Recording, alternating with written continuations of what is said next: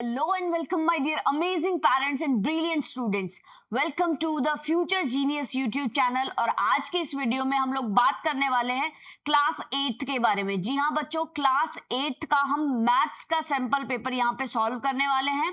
Mathematics में हम लोग एसओएफ का पेपर यहाँ पे सॉल्व कर रहे हैं। एसओएफ साइंस ओलंपियाड फाउंडेशन, जो कि एक ऑर्गेनाइजेशनल बॉडी है, बहुत सारे ओलंपियाड्स कंडक्ट करवाती है। मैथ्स के ओलंपियाड का यहाँ पे शॉर्ट नेम है international mathematics olympiad, that means IMO. So IMO का पेपर एग्जैक्टली कैसा आता है, बिल्कुल लेटेस्ट पेपर हम यहाँ पे सॉल्व करने वाले हैं बच्चों। वो कैसा आता है एक बार ब्रीफली हम यहाँ पे समझ लेते हैं। टोटल नंबर ऑफ क्वेश्चंस आपके 50 होने वाले हैं। टाइम आपका 1 आवर होने वाला है, दैट मींस आपको पर मिनट एक क्वेश्चन सॉल्व करना मैंडेटरी है। आपकी स्पीड इतनी होनी चाहिए। सेक्शन की अगर बात करें बच्चों तो 3 सेक्शंस आते हैं, logical reasoning, mathematical reasoning, everyday mathematics. और एक फोर्थ जो सेक्शन होता है वो अचीवर सेक्शन होता है, जिसमें जो क्वेश्चंस होते हैं उनके मार्क्स दूसरे क्वेश्चंस के कंपैरेटिवली ज्यादा होते हैं। यहाँ पे आप देख सकते हैं 15 क्वेश्चन पर क्वेश्चन 1 मार्क्स है, यहाँ पे 20 क्वेश्चन पर क्वेश्चन 1 मार्क्स है, and similarly 10 question 1 marks. But achiever section में एक क्वेश्चन के 3 मार्क्स होते हैं। दैट मीन्स जो क्वेश्चंस का लेवल होता है वो थोड़ा सा डिफिकल्ट होता है, हायर लेवल होता है, जिससे आपकी क्रिटिकल थिंकिंग इंप्रूव होती है, लॉजिकल रीजनिंग आपकी अच्छी होती है, आप ज्यादा अच्छे से दिमाग लगा पाते हैं। यहाँ पे ये आप लोगों को बच्चों सिलेबस गिवन है, इसको आप पढ़ लीजिएगा। यहाँ पे पेपर हम सैंपल पेपर सॉल्व कर रहे हैं। 10 क्वेश्चंस हम यहाँ पे सिर्फ सॉल्व करेंगे सैंपल के तौर पे। और अगर आप लोगों को सारे क्वेश्चन चाहिए तो मुझे कमेंट सेक्शन में आप लोग जरूर बताएं। फर्स्ट क्वेश्चन से हम स्टार्ट करते हैं, जो कि फर्स्ट हमारा लॉजिकल रीजनिंग का सेक्शन है। Select a figure from the options which when placed in the blank space of the given figure would complete the pattern। ABCD में से आपको ऐसा पैटर्न चूज करना है जो कि यहाँ पे क्वेश्चन मार्क को फुलफिल कर रहा है। अब क्या करना है बच्चों, देखो यहाँ पे आपको आइडेंटिफाई करना है कि हो क्या रहा है। यहाँ पे 5 है तो ये 5 उल्टा बन गया है बच्चों। यहाँ पे जो एरो इस डायरेक्शन में था वो जस्ट उल्टा होके इस डायरेक्शन में हो गया। अब अकॉर्डिंगली आप देखो कि यहाँ पे कौन से यहाँ पे इमेज आनी चाहिए। तो सिंपल सी बात है, 5 वाला तो आएगा नहीं, 7 वाले में से ही कोई आएगा। यहाँ पे उल्टा बन रहा है, दैट मीन्स ये भी हमारा हम लोगों ने एलिमिनेट कर लिया। अब इन दोनों ऑप्शंस में से कोई ना कोई एक ऑप्शन होगा। तो यहाँ पे भी बच्चों देखो एरो क्या है, सेम है, दैट मीन्स ये वाला ऑप्शन भी हमारा एलिमिनेट होता है। And the correct answer is option number B. मैं नेक्स्ट फिगर में आपको यहाँ पे दिखाती हूँ। जैसे मैंने यहाँ पे इसकी जस्ट एक स्क्रीनशॉट लिया हुआ है इसी डायग्राम का, और इस स्क्रीनशॉट को अगर मैं यहाँ पे फिट करती हूँ तो आप देख सकते हो कि हमारा ये जो फिगर है ये एक तरीके से कंप्लीट हो गया है। This is just for your reference, ताकि आप अच्छे से समझ पाओ कि एग्जैक्टली अगर हम इस फिगर को यहाँ पे बी ऑप्शन को पुट करते हैं तो ये हमारा कैसा दिखेगा। चलिए नेक्स्ट क्वेश्चन देखते हैं बच्चों। Study the following Venn diagram carefully and answer the question that follows. Which of the following letters represent female science students who are not studying in private school. Not studying in private school. अब यहाँ पे आप लोगों को Venn diagram given है। Triangle का मतलब है आपका साइंस के स्टूडेंट्स होंगी, रेक्टेंगल का मतलब है students studying in private school, and circle का मतलब है फीमेल। अब देखिए हमें 3 चीजें देखनी है बच्चों। क्या क्या देखनी है? जो कि फीमेल साइंस स्टूडेंट हो, तो फीमेल साइंस स्टूडेंट मतलब फीमेल मतलब आपका गोला हो गया, ठीक है। साइंस स्टूडेंट मतलब आपका ट्रायंगल हो गया, ठीक है। And then who are not studying in private school मतलब रेक्टेंगल आपका नहीं आना चाहिए, ये दोनों चीजें आपकी आनी चाहिए। वो किस ऑप्शन में आ रही है? ये सर्कल आपका आ रहा है, ठीक है। सर्कल के साथ में आपके पास में रेक्टेंगल नहीं आना चाहिए बच्चों, ट्रायंगल आना चाहिए।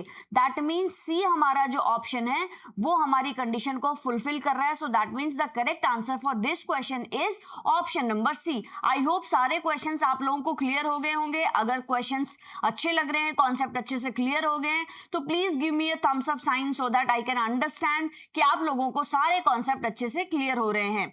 चलिए नेक्स्ट क्वेश्चन हम यहाँ पे पढ़ते हैं बच्चों। And the next question says find the missing number in the given number pattern. अब यहाँ पे एक नंबर पैटर्न गिवन है, यहां से आपको एक मिसिंग नंबर निकालना है। तो क्या है बच्चों, यहाँ पे लॉजिक लगाना है कि यहाँ पे हो क्या रहा है। जैसे अगर हम लोग 4 - 2 करते हैं तो हमारे पास आएगा 2। सिमिलरली 9 - 4 करेंगे तो हमारे पास आएगा 5। 19 - 9 करेंगे तो हमारे पास आता है बच्चों 10।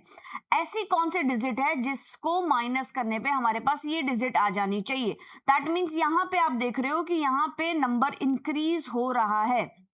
कैसे इंक्रीज हो रहा है जो बच्चों, यहाँ पे हमारे पास में +2 हो रहा है, फिर यहां से यहां देखें तो +5 हो रहा है, फिर यहां से यहां देखें तो हमारे पास में +10 हो रहा है। तो यहाँ पे अब हमारे पास हमें क्या ऐड करना चाहिए सो दैट हमारी डिजिट यहाँ पे आ जाए। तो टोटल नंबर हम लोग यहाँ पे कितना प्लस कर चुके हैं बच्चों, +2 +5 7 +10, मतलब नंबर 17। अगर हम 19 + 17 करते हैं तो हमारे पास क्या आएगा 6, और यहाँ पे एक और चला जाएगा 36। तो दैट मीन्स यहाँ पे जो हमारी डिजिट है वो होनी चाहिए 36। एंड अगेन अगर आप 62 में से 36 माइनस करते हैं तो हमारे पास क्या बचेगा, 12 में से 6 माइनस करेंगे 6 and 5 - 3 that is equals to 26। मतलब जब आप यहाँ पे 36 में, हम इसको क्रॉस चेक कर रहे हैं बच्चों, 36 में अगर आप 26 ऐड करते हैं तो हमारे पास में 62 आना चाहिए। 6 6 + 12 एंड 3 + 2 5 एंड 1 62। दैट मीन्स आपने जो लॉजिक लगाया इट इज एब्सोल्युटली करेक्ट। मैं फिर से समराइज कर देती हूँ बच्चों, आपको पैटर्न पहचानना है कि यहाँ पे क्या पैटर्न फॉलो हो रहा है। यहाँ पे हमने देखा कि पहले 4 में से -2 किया, 9 - 5 4 एंड सिमिलरली 19 - 9। यहां पे हमारे पास ऐसी कौन सी डिजिट आनी चाहिए, तो उसके लिए हम लोगों ने क्या किया, इन तीनों डिजिट को प्लस कर दिया, दैट इज इक्वल्स टू 17। तो 19 में अगर हम लोग 17 ऐड करते हैं तो हमारे पास डिजिट आती है 36। अब हम जस्ट इसको क्रॉस चेक कर रहे हैं कि हमारे पास जो आंसर आया ये सही है क्या। तो हमने क्रॉस चेक करने के लिए क्या किया, हमारे पुराने पैटर्न को देखा कि यहां तक हमारे पास वैल्यूज क्या आ गई थी, हमारे पास यहाँ पे 5 + 2 7, यहां तक हमारे पास 17 आ चुकी थी। ठीक है, इन तीनों का सम हमारे पास यहाँ पे 17 आया था। अब 17 यहाँ पे हमारे पास 36 आ चुका है। ठीक है, तो दैट मीन्स 62 में से अगर 36 को माइनस करते हैं, ठीक है, तो हमारे पास 26 आता है। तो यहाँ पे जो नेक्स्ट डिजिट आएगी डिफरेंस में वो 26 आनी चाहिए। इस तरीके से हमने क्रॉस चेक कर लिया पूरे क्वेश्चन को, and the correct answer for this question is option number B. आप कोई और मेथड भी अप्लाई कर सकते हैं बट पैटर्न सिमिलरली आपका फॉलो होना चाहिए। नेक्स्ट क्वेश्चन है सेकंड आपके उससे सेक्शन से, that is mathematical reasoning. Find the value of x if this is equals to 21 की पावर x। अब ऐसे क्वेश्चंस को बच्चों हम लोग कैसे सॉल्व करते हैं, सिंपल सा लॉजिक है, जिन जिनकी बेस आपका सेम होगा उनकी पावर्स ऐड हो जाती है, आप सबको पता है। तो पहले हम लोग इसको डिटेल में लिख लेते हैं। ठीक है, मैं नेक्स्ट यहाँ पे इसको डिटेल में लिख देती हूँ। जैसे फॉर एग्जाम्पल यहाँ पे मेरे पास है 3.5 इंटू, मैंने 21 को यहाँ पे मैं ब्रेक कर रही हूँ। कैसे ब्रेक कर रही हूँ, 3 की पावर 2 इंटू, सॉरी यहाँ पे 3 की पावर 3.5 है। ठीक है, 3 की पावर 3.5, 3 की पावर 2 इंटू 7 की पावर 2। ठीक है, दोनों को मिला के 21 हो जाएगा। देन उसके बाद में सिमिलरली मैंने अभी 42 को एज इट इज रहने दिया। 42 की पावर है 2.5 डिवाइडेड बाय 2 की पावर 2.5 मल्टीप्लाई बाय 7 की power 3.5 that is equals to 21 की पावर x। ठीक है, अभी जस्ट मैंने एक को आपको ब्रेक करके दिखाया है। अब हम लोग नेक्स्ट में क्या करेंगे बच्चों, देखिए नेक्स्ट में हम लोग क्या करने वाले हैं, 3 की पावर 3.5 एज इट इज रहेगा। सिमिलरली यहाँ पे हमारे पास 3 की पावर 2 इंटू 7 की पावर 2। अब हम क्या कर रहे हैं बच्चों, 41 को भी हम लोग ब्रेक कर रहे हैं। 41 को कैसे ब्रेक करेंगे, 21 मल्टीप्लाई बाय 2। ठीक है, 42 हो जाएगा कि पावर क्या हो जाएगी हमारे पास 2.5 एंड 2.5। करेक्ट है यहाँ तक। एंड सिमिलरली हम लोगों ने यहाँ पे लिख दिया 2 की पावर 2.5 इंटू 7 की पावर 3.5। अब देखो बच्चों, यहाँ पे आप लोग देख सकते हो कि हमारा क्या क्या चीजें कैंसिल आउट हो रही है और क्या क्या चीजें हम आगे कैरी कर सकते हैं। तो यहाँ पे आप देख सकते हो 2 की पावर 2.5। ठीक है, तो ये वाली जो है ये और ये आपकी कैंसिल आउट हो जाएगी। तो आपके पास में क्या बचेगा, 3 की पावर 3.5 प्लस 2। ठीक है, एंड एक बार हम लोग इसको एक बार और डिटेल में कर लेते हैं। ठीक है, नेक्स्ट स्टेप में हम लोग इसको ऐड करेंगे इंटू 3 की पावर 2 इंटू 7 की पावर 2। अब हमने क्या किया, इस 21 को भी हम लोगों ने ब्रेक कर दिया। इस 21 को हम लोग कैसे ब्रेक करेंगे बच्चों, इसको भी अगेन 7 इंटू 3 करेंगे, ठीक है। तो 7 की पावर आ जाएगी आपकी 2.5 मल्टीप्लाई बाय 3 की पावर 2.5 इंटू 7 की पावर 3.5। यहां तक समझ में आ गया। अब हम क्या करेंगे, सेम बेस जो हैं उनको हम क्या करेंगे, ऐड कर देंगे उनकी पावर्स को। मतलब 3 की पावर क्या हो जाएगा, 3.5 plus 2 plus 2.5 and similarly multiply by 7 की पावर कितना हो जाएगा, 7 की पावर हो जाएगा 2 plus 2.5 plus 3.5 that is equals to 21 की पावर x। अब यहां पे आप देखो 3.5 प्लस 2 कितना हो जाएगा, 4.5 5.5, फिर उसमें आप फिर अगेन 5.5 में 2.5 ऐड करो तो क्या हो जाएगा 550 एंड 1 इधर चला जाएगा 8, ठीक है।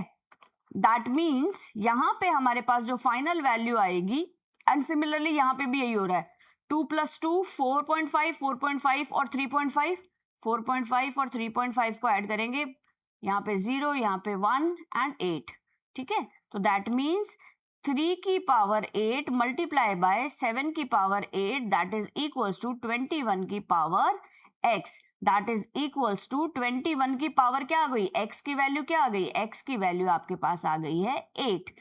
आई होप ये क्वेश्चन बहुत अच्छे से समझ में आ गया होगा। थोड़ा सा स्टेप वाइज बस आपको कैलकुलेशन सही करनी है, बाकी कुछ भी डिफिकल्टीज नहीं है। सेम आपका बेस होता है तो पावर्स ऐड हो जाती है। सेम हमने यहाँ पे क्या किया, पहले 21 को ब्रेक कर दिया, फिर 42 को ब्रेक कर दिया एंड ब्रेक करके जिनकी जो बेस सेम था उनकी पावर्स को हमने ऐड कर लिया एंड ऐसे करके हमारा जो x की वैल्यू आई है that is equals to 8। So x की वैल्यू 8 है, ऑप्शन नंबर ए। चलिए, अगर वीडियो अच्छा लग रहा है तो please do like share and subscribe this channel, because ऐसे बहुत सारे अमेजिंग वीडियोस आने वाले टाइम में आप लोगों को मिलने वाले हैं। So stay tuned for such more videos and ये वीडियो अपने किसी फैमिली या फ्रेंड के साथ जरूर शेयर करें, एक फैमिली या फ्रेंड के साथ। It's my humble request to all of you.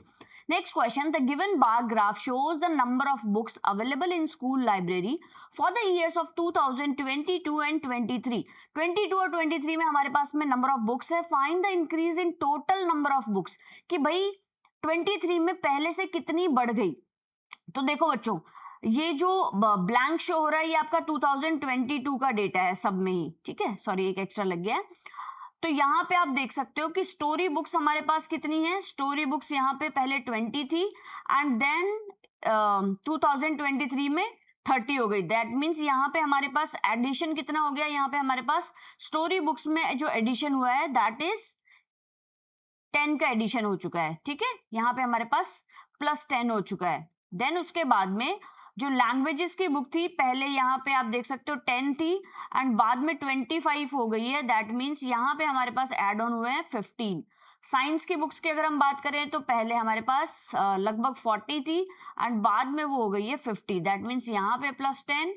Maths की अगर हम बात करें तो पहले 30 थी एंड बाद में हो गई है 40। दैट मीन्स यहाँ पे भी प्लस 10।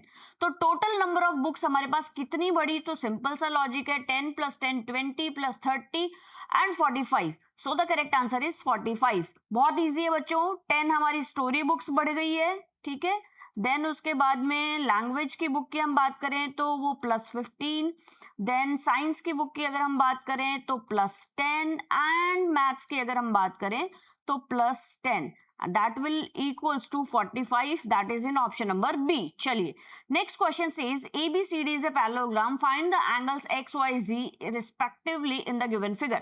चलो, अब यहाँ पे आपको एक एंगल गिवन है, दूसरा यहाँ पे 90 डिग्री है, तो डेफिनेटली आप x की वैल्यू निकाल सकते हो। कैसे, हमें पता है राइट एंगल ट्रायंगल कितना इक्वल्स टू होता है 180 डिग्री। तो 90 प्लस 40 है ना, x की वैल्यू हमें निकालनी है, तो 90 प्लस 40 कितना हो जाएगा 130, ठीक है, 130 हो जाएगा ये। तो हमें पता है राइट एंगल ट्रायंगल में 180 माइनस 130 करेंगे तो हमारे पास x की वैल्यू आ जाएगी that is equals to 50 degree. तो यहाँ पे हमारे पास x की वैल्यू आ गई है बच्चों 50 डिग्री। यहां तक तो क्लियर है, बहुत इजी है। राइट एंगल ट्रायंगल आपको गिवन है, तीनों जो आपके एंगल्स होते हैं उनका सम 180 डिग्री होता है। दो एंगल आपको ऑलरेडी गिवन है, उन दोनों को ऐड करेंगे और 180 में से माइनस करेंगे तो तीसरा एंगल ऑटोमेटिकली हमारा निकल जाएगा।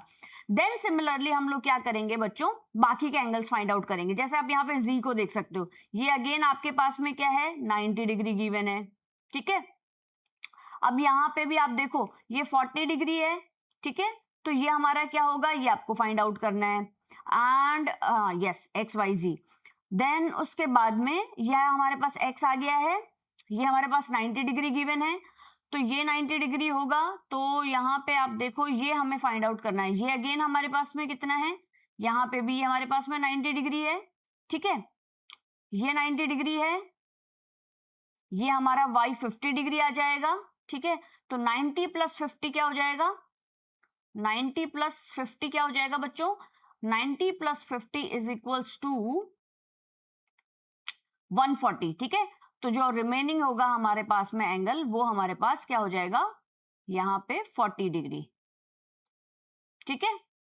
देन उसके बाद में z की वैल्यू हम निकालेंगे, तो यहां पे आप देख सकते हो कि ये हमारे पास में 50 डिग्री आ गया, ये 40 डिग्री आ गया है, ये एंगल हमें फाइंड आउट करना है। एंड देन फिर हम इस तरीके से तीनों का वैल्यू निकाल लेंगे। तो आप देखो अगेन यहाँ पे 90, ये हमारे पास पैरेललोग्राम, यहाँ पे हमारे पास ये 40 हो जाएगा और z की वैल्यू भी यहाँ पे 50 डिग्री हो जाएगी। That means x y z तीनों की वैल्यू जो हमारे एंगल की आई है that is equals to 50 degree, ठीक है। So the correct answer is option number C. जब आप इसको देखेंगे, क्लोजली ऑब्जर्व करेंगे, तो आपको एक एक करके आप एंगल फाइंड आउट कर सकते हो, ठीक है। चलिए नेक्स्ट क्वेश्चन, एवरीडे मैथमेटिक्स, ये हमारा थर्ड सेक्शन स्टार्ट हो गया बच्चों। 4096 soldiers are arranged in auditorium in such a manner that there are as many soldiers in a row as there are rows in the auditorium. How many rows are there in the auditorium? Simple सा question है बच्चों। एक ये मान लीजिए auditorium है, इसमें बता रखा है कि मुझे फाइंड आउट करनी है कि नंबर ऑफ रोज कितनी है, ठीक है, नंबर ऑफ रोज हमें निकालनी है। टोटल हमें गिवन है, टोटल कितना है, 4096। 4096 क्वेश्चन को बहुत केयरफुली पढ़ना है। इस तरीके से सोल्जर्स अरेंज किए हैं so that there are as many soldiers in a row as there are rows in the auditorium, कि जितनी रोज हैं उतने ही सोल्जर उस रो में बैठे हुए हैं, वो हमें फाइंड आउट करनी है। तो सिंपल सा लॉजिक है, क्या करेंगे इसको हम लोग, 4096, ठीक है, तो n cross n is equals to 4096, that means n square is equals to 4096, या फिर हम लोग यहाँ पे इसका रूट ले लेंगे। तो 4096 किसका रूट होता है, वो होता है आपका 64 का। So that is why n is equals to 64, जो आपकी लाइन्स है that will be equals to 64। Simple है, क्वेश्चन को बहुत केयरफुली रीड करना है, समझना है एंड अकॉर्डिंगली आपको स्टेप बाय स्टेप लिखना है, आंसर बहुत इजीली आंसर आ जाएगा। चलिए ये हम लोगों ने ऑलरेडी कर लिया है। देखो बच्चों, next question says 40% of the employees of a certain company are men and 75% of the men earn more than 25,000 per year. If 45% of the company's employees earn more than 25,000 per year, then what fraction of the women employed by the company earn 25,000 और less per year? अब ये देखने में ऐसा लग रहा है कि बहुत ही बड़ा क्वेश्चन है, पर इसको हम लोग छोटे छोटे पार्ट्स में ब्रेक करके समझेंगे। पहले क्वेश्चन में क्या बोला है बच्चों हमसे, पहली लाइन में कि 40% of the employ of certain company, कि किसी भी कंपनी के जो 40% है वो क्या है, मेन है, ठीक है।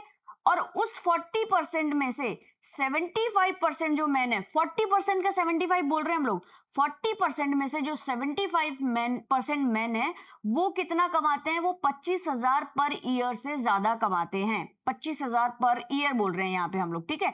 चलो इसको ब्रेक करके हम लोग कैसे लिखेंगे, धीरे धीरे समझना इसको, ठीक है, बहुत डिफिकल्ट नहीं है, बस आपको क्या है, लिखना आना चाहिए बच्चों।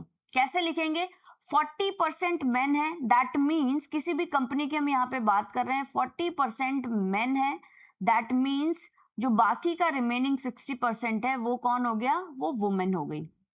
यहां तक क्लियर है। देन इसके बाद में हमें क्वेश्चन में बोला है कि 75% मेन अर्न मोर देन 25%। पहला पॉइंट ये हो गया। सेकेंड पॉइंट में बोला है कि इन 40% में से भी जो 75% मेन है वो क्या कर रहे हैं, अर्न कर रहे हैं मोर देन 25,000 पर ईयर। ठीक है, 75% मेन जो हैं वो 25,000 पर ईयर से ज्यादा कमा रहे हैं। तो दैट मीन्स टोटल अर्निंग हमारी जो है वो ग्रेटर देन 25%। टोटल जो अर्निंग आएगी, टोटल अर्निंग जो है हमारी इज ग्रेटर देन 25,000। वो कितनी? If 45% of the companies employ earn more than 25%। ठीक है, कितना परसेंट? 45%। यहां तक समझ में आ गया। सेकेंड लाइन में हमने लिखा है कि कंपनी के 45% जो लोग हैं वो कितना? 25,000 पर ईयर से ज्यादा कमाते हैं। तो नेक्स्ट क्या पूछा है, what fraction of the woman employ, कि वुमन एम्प्लॉय का कौन सा fraction by the company earn 25,000 और लेस पर ईयर। अब हमें क्या है, ये सारी कैलकुलेशन पहले तो मेन की बता दी, फिर हम लोगों को टोटल अर्निंग बता दी। ठीक है, पहले हमें क्या निकालना है, 40% में से 40% का 75% निकालना है। समझ में आ गई? जो कि मेन अर्निंग है, मेन अर्निंग है आपके ग्रेटर देन 25,000। तो दैट मीन्स हमें क्या निकालना है, 40% का आपको निकालना है 75%। ठीक है, 45% का 75% आप कैसे निकालोगे? 45 multiply by 75%, that is equals to, इसको हम कैसे लिखेंगे, 40% multiply by 75%, that is equals to 30%। ये तो सबको आपको निकालना आता ही है। अब हमसे क्या पूछा है, देखिए अगली लाइन में, रिमेनिंग फ्रॉम टोटल। अब हमसे बोला है ना भाई टोटल कितने हैं, टोटल तो 45% है। अब टोटल मतलब 45% में से 30% अगर मेन है तो बची हुई 15% कौन है? टोटल कितना बताया है, रिमेनिंग टोटल अर्निंग 45% बोली थी। 45% में से अगर आप 30% निकाल दोगे तो क्या बचा हमारे पास? 15%। अब ये जो 15% निकला है वो कौन है बच्चों? वो है हमारी वुमेन। वुमेन कौन सी? जो कि 25,000 से ज्यादा कमा रही है। समझ में आ गया? तो दैट मीन्स टोटल वुमेन हमारी 60% थी। ठीक है, 60% में से जो वुमेन है जो कि 25,000 से ज्यादा कमा रही है, ठीक है, वो कितनी है? वो 15% है। इसको समझा देती हूं मैं यहाँ पे। टोटल हमारी जो है, टोटल वुमेन कितनी थी बच्चों? टोटल वुमेन हमारी थी 60%। अब 25,000 से ज्यादा कौन कमा रही है? 15%। ठीक है, तो दैट मीन्स हमारे पास क्या आ गया, 15 1 जा 15, 15 4 जा 60, 1/4। 1/4% हमारी वुमेन ऐसी है जो कि 25,000 कमा रही है। ठीक है, 25,000 हमारी कमा रही है, मतलब इक्वल टू 25,000 या फिर लेस देन, जो हमसे क्वेश्चन में पूछा है। अब हमसे क्या पूछा है कि वुमेन अर्निंग, ये तो हमारी कौन हो गई? जो कि 25,000 से ज्यादा कमा रही है। अब हमसे पूछा है वुमेन वो निकालनी है जो कि अर्न कर रही है या तो 25,000 या उससे कम। तो सिंपल सी बात है कि हमारे पास वुमेन अर्निंग जो कि क्या है, लेस देन है 25,000 से, लेस देन और इक्वल्स टू, तो वो क्या हो जाएगा, 1 - 1/4, that is equals to what, 4 - 1 is equals to 3/4। So the correct answer is 3/4, क्योंकि हमसे फ्रैक्शन में पूछा था, what fraction of the woman employ by the company earn 25,000 और लेस पर ईयर। मैं इसको समराइज कर देती हूं बच्चों, कुछ नहीं है, सिर्फ क्वेश्चन के थ्योरेटिकल पार्ट का मामला है, बाकी क्वेश्चन डिफिकल्ट नहीं है। पहले आपको दिया है कि पूरी कंपनी में से 40% लोग ऐसे हैं जो कि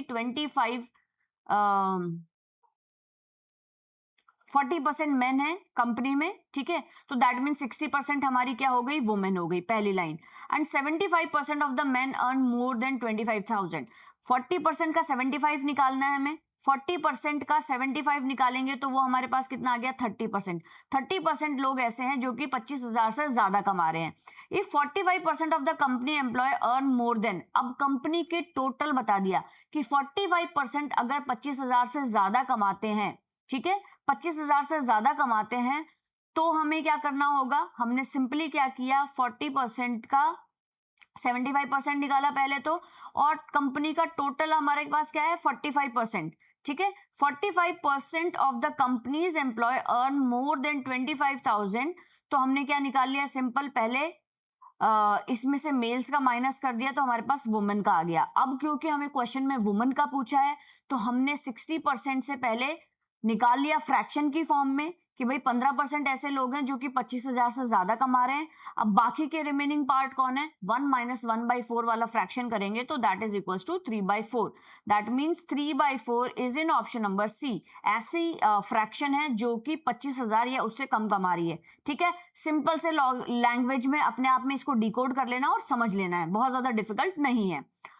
now second last question of the video, इसके बाद सिर्फ हम एक क्वेश्चन और करेंगे। Read the given statement carefully and select the correct option. Statement 1 says if a certain sum at compound interest becomes 5 times in 3 years। कोई भी amount है हमारे पास जो कि 3 साल में 5 गुना हो जाता है कंपाउंड इंटरेस्ट के साथ में, ठीक है। Then in 9 years it will be 25 times, कि भाई 5 साल में 3 गुना हो जाता है तो 9 साल में वो कितना होना चाहिए, 25 गुना होना चाहिए at the same rate of interest per annum. जो साल में हमारा इंटरेस्ट लग रहा था उसके अकॉर्डिंग ये क्या हो जाना चाहिए, 9 साल में हमारे पास में 25 टाइम्स हो जाना चाहिए। तो सिंपल सा लॉजिक लगा लो बच्चों कि भाई अगर हम इसको समझें कि 5 टाइम्स इन 3 year, ठीक है, 5 टाइम्स इन 3 year अगर हम करते हैं तो यहां पे ये हमारे पास कितना हो जाएगा, 125, ठीक है। और हमें यहाँ पे क्वेश्चन में क्या गिवन है, दैट इज इक्वल्स टू 25, जो कि हमारा स्टेटमेंट यहाँ पे ऑटोमेटिकली फॉल्स साबित होता है। Next statement says if 8920 becomes 13380 in 3 years, कि 8920 रुपीज 3 साल के अंदर इतने बन जाते हैं at a certain rate of compound interest, then in 6 years it will becomes this at same rate of compound interest, ठीक है। कि भाई हमारे पास जो वैल्यू है 8920 ये बन जाते हैं हमारे पास कितने, 13380, कितने साल में, 3 years में। तो जो हमारे पास में 6 years में वैल्यू बननी चाहिए अमाउंट की, वो होनी चाहिए 20070। अब कंपाउंड इंटरेस्ट लग रहा है, कंपाउंड इंटरेस्ट आप सब लोग जानते हैं, मुझे कमेंट सेक्शन में बताएं।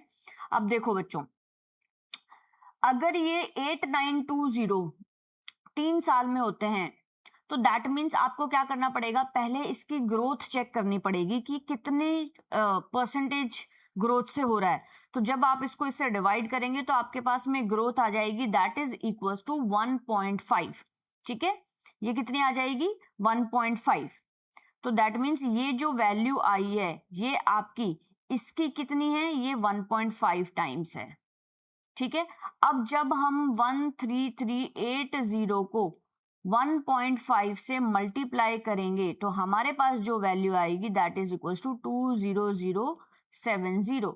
दैट मीन्स यहां पे भी जो वैल्यू ग्रो हो रही है, क्योंकि सेम कंपाउंड इंटरेस्ट के साथ है ना, same rate of compound interest, वो कितनी है, वो 1.5 की पर एनम से इंक्रीज हो रही है और 6 years में हमारे पास ये वैल्यू आ जाएगी and it is a correct statement. तो स्टेटमेंट 2 सही है, which is in statement 1 is false but statement 2 is true, that is in option number D। I hope इसमें कोई बहुत बड़ा लॉजिक नहीं है, सिंपली आपको क्या करना है, जो डेटा गिवन है उसको सिंप्लीफाइड वर्जन में लिख लेना है और क्रॉस चेक कर लेना है। So the last question of the evening is convert the sum of this into Egyptian number system.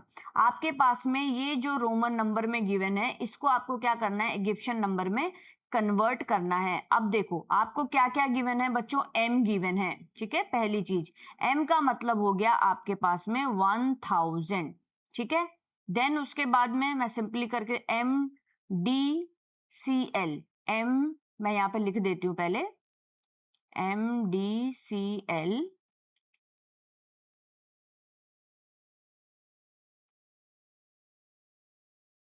Plus DCL, इसको हम लोग सॉल्व कर लेते हैं। MD का मतलब क्या हो गया बच्चों, यहाँ पे देखो 500, ठीक है, प्लस 500।